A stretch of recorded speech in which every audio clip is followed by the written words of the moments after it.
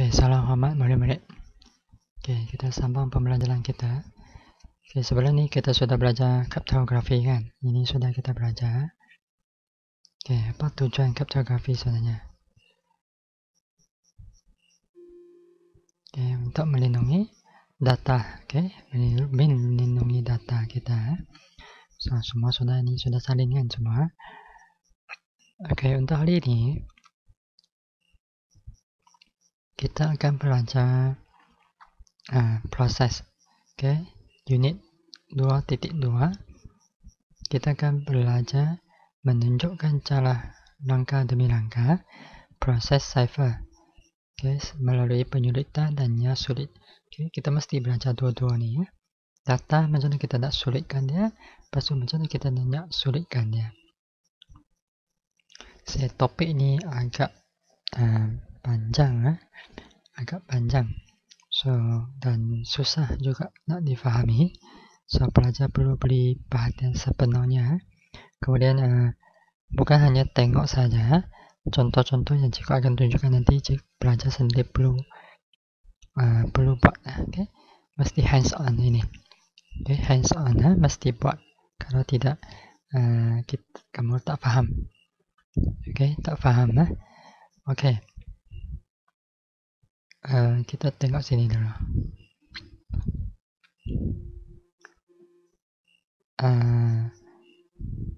Teks biasa. Apa maksud teks biasa? Teks biasa di sini ya. Teks biasa maksudnya teks yang belum disulitkan. Dia belum melalui proses penyulitan. Apabila dia melalui proses penyulitan, dia akan menjadi menjadi apa? Data dalam bentuk yang tidak bermakna, ataupun kita panggil dia text cipher. Text cipher. Ambil nota ni lah. Teks biasa. Pengirim kan, daripada pengirim. Dia akan sulitkan dia menjadi teks ataupun bentuk yang tidak bermakna. Panggil sebagai text cipher. Apabila dia sudah sampai ke penerima dia akan melakukan proses yang sulit, yaitu menukar kembali teks cipher menjadi teks biasa. Ini dia, ambil nota ni ya. Proses penyulitan dan prosesnya sulit ni kita perlukan kita perlukan satu panggil apa? Kunci. Kita perlu ada kunci, bukan kunci yang sebenarnya kita buka pintu tu, bukan Ini di sini ada key ya. Kunci. Dalam BM dia ejaan sama, tapi maksud dia berbeza. Kunci di sini. Dia perlu ada kunci lah untuk buka dia. Siapa yang tahu kunci ni? Penghantar dan penerima. Penghantar dan penerima. Kalau sini cipher cipher di sini dia ada dua jenis, kunci symmetry, kunci tidak symmetry. Siapa yang akan belajar di tingkatan 4 nanti, jika anda ambil sains komputer, anda akan belajar ni lah. Untuk tingkatan 3 ni, ini yang lama lah. Ini text symmetry ini yang lama, bukan yang lama lah, maksudnya yang awal lah, awal dicipta ni. Mungkin masih digunakan untuk hari ini, tapi lebih mudah. Kemudian ini yang kunci tak symmetry, ini yang modern, ini yang baru lah, dua yang baru. Apa perbezaan? Perbezaan yang paling nyata di sini, ini dia, menggunakan kunci yang sama. So, ada salin jadual ni dah, semua ni salin dah, semua jadual ni salin. Cikgu tak dapat highlightkan warna kuning sebab terlalu banyak. Ada semua salin ini ya. Dalam jadual akan macam mana lah. Kamu gariskan ni, kunci yang sama. Kunci yang sama. Maksudnya pengirim hantar, penerima buka, dia akan guna kunci yang sama. Bentuknya sulit dan sulit. Oke, ini dia akan melibatkan dua kunci yang berbeza, ataupun kita panggil sebagai kunci awam dan kunci persendirian. Oke, so ini melibatkan pengiraan matematik lah. Oke, that's why kenapa sains komputer ni kalau belajar lebih lanjut kamu perlu power sikit dalam matematik. Oke, tapi mungkin bukan kita yang kira lah, kita minta komputer yang kira, tapi mahal sikit lah.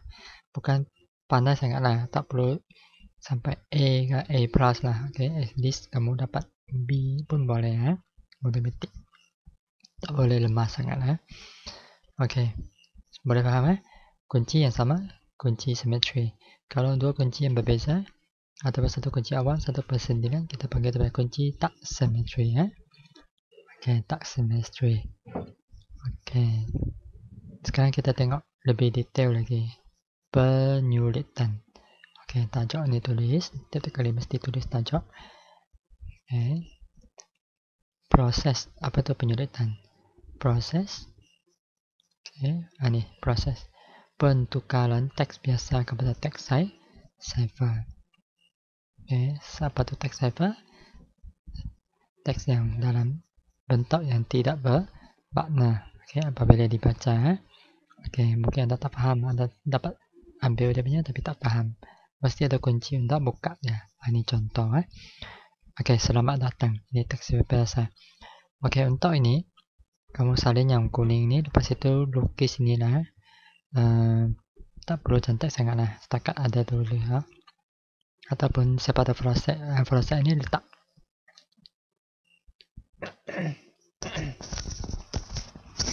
Oke, dalam nokta.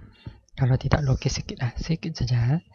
Ini tak semestinya macam ni, asalkan tak tulisan sebarang lah, asalkan tidak faham. Oke, agak-agak saja lah. Kunci ni tulis saja kunci di sini, tak perlu lukis lah. Kalau anda tak pandai lukis. Oke, teks biasa. Oke, ini dari sini mana? Dari mana ni? Pengirim. Tulisan perkataan pengirim. Oke, so dia akan sulitkan, dia akan jadi teks cipher.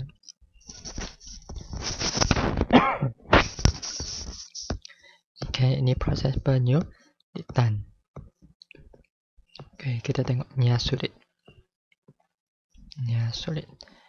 Oke, selepas di proses penyulitan, kita perlu nya sulit. Kalau tidak kita terima pun kita tak faham kan? Oke, maksudnya teks cipher. Ini dah. Prosesnya sulit akan berlaku terhadap teks cipher yang untuk mendapat teks. Kembali ke teks yang biasa, teks asal. Teks asal. Oke, kita tengok sambungan tadi. Oke, tadi sini adalah pengirim, di sini adalah penerima. Orang receiver, orang terima. Oke, teks cipher tadi kan teks yang tidak bermakna. So, selepas dia dapat kunci ni, dia akan sulitkan dia. So, dia akan terima mesej ni, selamat datang. Oke, selamat datang. Oke, itu maksudnya penyulitan dan nya sulit. Oke, penyulitan dan nya sulit. Oke, boleh faham setakat ni? Oke, kemudian kita tengok. Oke, kita tengok sedikit saja lah. Oke, 2.3. 2.1.3. Menghasil dan menterjemah mesej. Ni, menghasil dan menterjemahkan mesej menggunakan kaedah cipher. Oke, ini cerita dia. Siapa yang buat ni? Julius Caesar. Bila ni, wah lama sudah ni, 100 sebelum Masihi. Oke, kenapa dia nak cipta? Dia nak menghantar mesej dan pesanan kepada semua pegawainya menggunakan huruf ketiga. Maksudnya huruf yang daripada huruf Roman yang asal. Ini untuk rahsia lah, sebab waktu tu memang waktu peperangan kan. Oke, Cosmos, masih ingat kan ni Cosmos?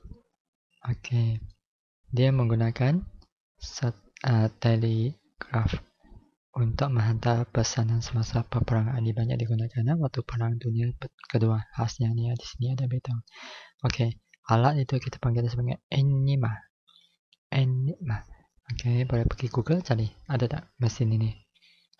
Oke, so dia banyak digunakan lah. Oke, dia sangat complicated walaupun dulu bila Perang Dunia Kedua.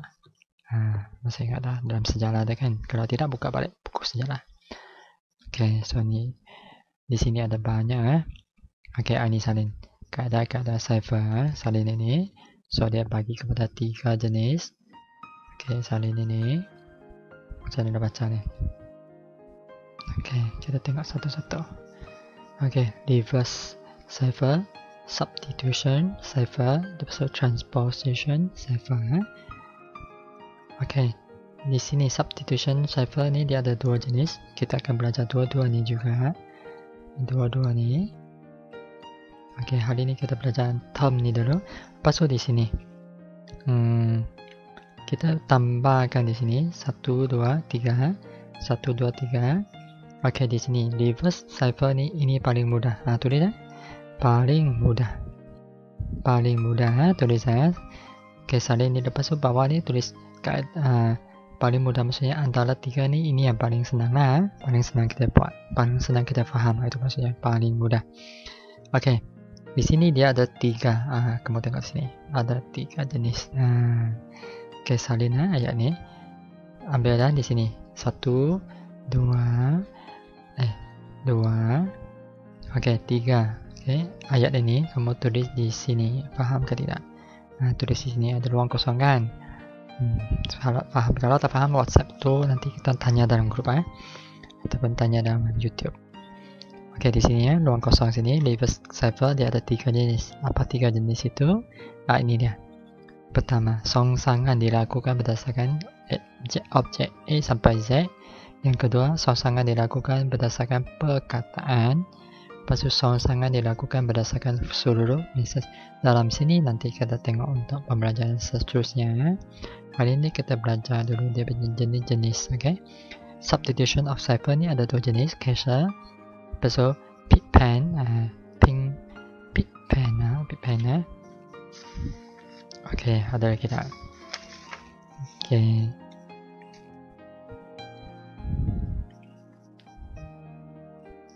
Okay, mungkin di sini boleh tambah 1 ayat lagi.